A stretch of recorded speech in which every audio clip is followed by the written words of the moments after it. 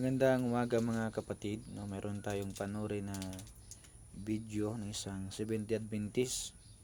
Tuturo siya sa Galatians chapter 1 verse 8. At pinipilit yung doktrina nila at nilagay sa verse. So ating panoorin. Ito ay language ng Bisaya. So i-translate natin mamaya. Sa diha nga doon natin magwali ay o ate nga lahi di na Sabado ang iwali, lahi na Domingo na iwali o sa ingon bisa pag anghel na siya ipatunglo na siya. Klaro gyud.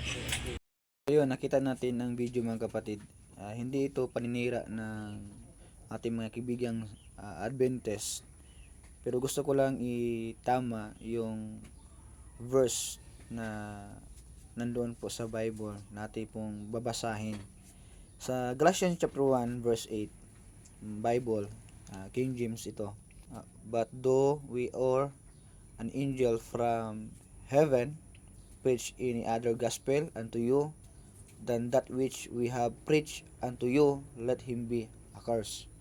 So sabi dito ni Apostle Paul, but though we or an angel from heaven. So kahit sino, kahit ang mga anghel na nagtuturo any other gospel unto you than that which we have preached. So magkaiba ang turo, kahit mga anghel pa man na iba ang turo ni Paul ay pwede mong i-curse. So dito mga kapatid sa Galatians chapter 1 verse 8, hindi po ito patungkol sa Sabbath day or Sabado o araw. Malinaw po dito mga kapatid, ay binanggit dito ni Apostol Pablo ay gospel. So tingnan natin ano ba yung gospel. Okay, so yung nagtuturo may nag-agree pa doon, tama araw. So yun ay mga baluktot na pag-aaral, dahil ang gospel nila ay yung 7th day o rest day or Sabado.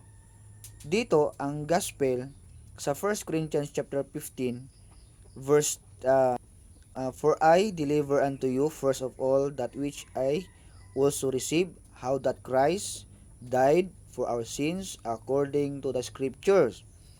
Verse 4, and that he was buried, so siya ay namatay, nilibing, and that he rose again the third day according to the scriptures. So yun po yung gospel, na si Christ namatay, nilibing, nabuhay siya in 3 days according sa Bible scriptures.